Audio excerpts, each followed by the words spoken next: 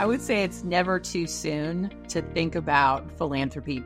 Every piece that you contribute to your life, whether that's your work, volunteering, your activities, your kids' activities, how can you further help the next person and look at what the bigger picture is there? Welcome to the Founders Forum. I'm Blake Tengberg, a transactions attorney at Foley and Lardner. Well, we're very excited today to have Micaela Weil and Alex Eaton of the Community Foundation of Utah. Thank you both for joining us today. Thanks, you Blake. so We're much. excited to be here. Well, first, I'm going to just have you guys tell us a bit about the Community Foundation of Utah and what you do. Sure. So the Community Foundation of Utah is a hub for philanthropy. We have the broad mission of serving our state, but all things philanthropy. It could be donors and donor advised funds, which I think we'll talk a little bit about. Community giving. We work on some of the state priorities, such as the Great Salt Lake, water, homelessness, and education. And then we also work really closely with nonprofit organizations on leadership and development. So a lot of things, but there's a little snapshot. Well, you mentioned donor advised funds, or DAF. What can you tell our viewers what that is? So donor advised funds, I'll say a little, Micaela, and then I'll throw it to you. They're really equivalent to a private foundation in many ways, in that it's a vehicle for charitable giving, but you don't have the tax forms and kind of the administrative burden. So they're an option for donors, just to make giving easy. We say we do all the hard work and you get to do the fun stuff. But I'll let you, Micaela, talk a little bit technically more what they are. Sure, absolutely. Donor advised funds really just provide a great avenue for many entrepreneurs and regular folk as well, who are wanting to just maximize their the tax benefits that they allow. And specifically how we, what we focus on here are private stock donations within your donor advised fund. So if you've started your business, you have a low basis, you're getting ready to have an exit, you're ultimately probably looking at some pretty decent capital gains tax on that, and looking at how you can donate a portion of those shares into a donor advised fund, really to reduce your adjusted gross income, receive a tax deduction, and also not, reduce your capital gains tax on that. We also offer a trust entity that allows you to donate S Corp stock at a reduced unrelated business income tax, which is incredibly beneficial and something that is maximized daily here. We've done just over $500 million in private stock donations alone. And it's a really good avenue to take a look at. Okay. So you guys primarily work, maybe not primarily, but a big portion of your focus then is then working with entrepreneurs and founders that are looking towards a liquidity event. And if they're already wanting to, use some of those funds for a charitable purpose, then this kind of helps them save it from a tax perspective. Is that right then? Absolutely. Oh, that's great. Well, I'm glad that we have you guys on the show today. Over the years, many consumers, at least from our perspective, right? A lot of consumers and investors are not only wanting their businesses that they invest in to have great ideas and great products, obviously, but they're wanting those companies to adopt more CSR, corporate social responsibility initiatives. Really, the whole idea is we want people to be developing tech for good and to be driving positive social changes, philanthropic impacts. So, there's a number of businesses in Utah that are already doing this, right? Think Qualtrics and Vivint and the Huntsman Corporation that have donated a large portion of their profits to charitable organizations. In your view, why do you think entrepreneurs should integrate philanthropy into their business strategies from the outset? Well, there's a lot of different reasons. One is the competition for talent.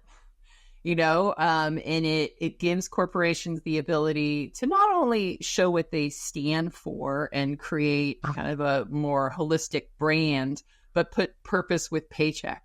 Compensation packages are great, but if the company also stands for something or there's the opportunity to give back, we've found like a huge trend in that direction. And I think more specifically, and maybe I'll throw this to Micaela, the younger generation is looking for opportunities to not only have a great income and a livelihood, but also give back to their community.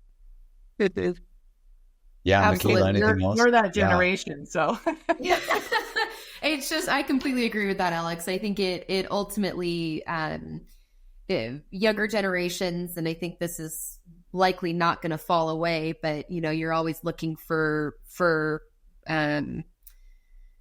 every piece that you contribute to your life, whether that's your work, volunteering, your activities, your kids' activities. How can you further, help the next person and really look at what the bigger picture is there. And I think that CSR has proven to be, not only a great marketing tactic, but also truly beneficial long-term, as we go forward. And I think, as I mentioned, with the donor advised funds and everything like that, there's some really great tax incentives to focus on, as it can be beneficial as a entrepreneur.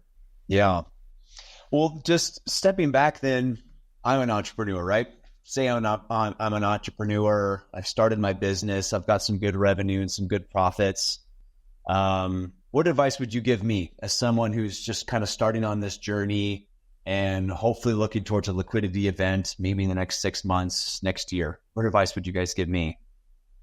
I would say it's never too soon to think about philanthropy, because there are some very simple things like donor advised funds you can put in place. Donor advised funds are extremely easy to set up. We say it takes as long to set up one as it does for you to fill out the paperwork, which is not long. But we work with so many entrepreneurs, and they come to us in the middle of a sale, right? Where everything you've worked and built, it's like you're talking to the buyer. There's counsel. There's so many different elements to it. And if it's pretty simple before that to establish something like a DAF, so that as you go into it, you've already done a little pre-planning. Plus, there's great tax advantages from having a charitable strategy. So I think all of that, obviously your counsel is going to give you guidance, but that should be a consideration. But it's never too early to plan. Yeah. One thing that I'd like to note is, so not only from the individual standpoint, but from a corporate side, there are funds called corporate advised funds. So similar to the donor advised fund, but a corporate, the corporation is who oversees it. And that is a wonderful opportunity for you to kind of, look at meeting those CSR goals that you might have as a company. But it's a really easy way for your company to be able to manage that and, have the administrative burden outsourced to an entity such as ours that manages all of that. So. Oh, that's great. Well, that's good to know. I mean, I love it. It's corporate strategic initiatives. It's developing tech for good. It's philanthropy. I think these are all wonderful things. I mean, if there's anything else, I mean, what else? I mean, where can people go to learn more about the Community Foundation of Utah, about the importance of philanthropy in their journey, resources? Where do you recommend they go to?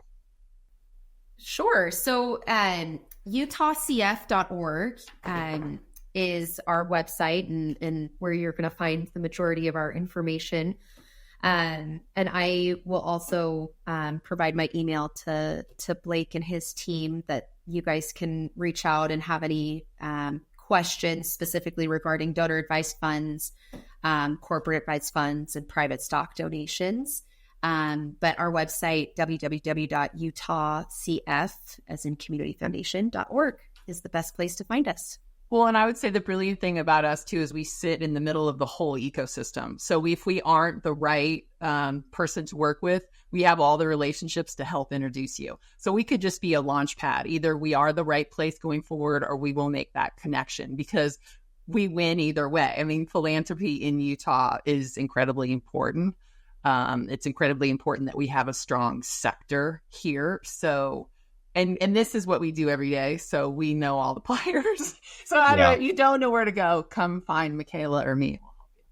Well, perfect. Well, Alex, Micaela, thank you so much for joining us today.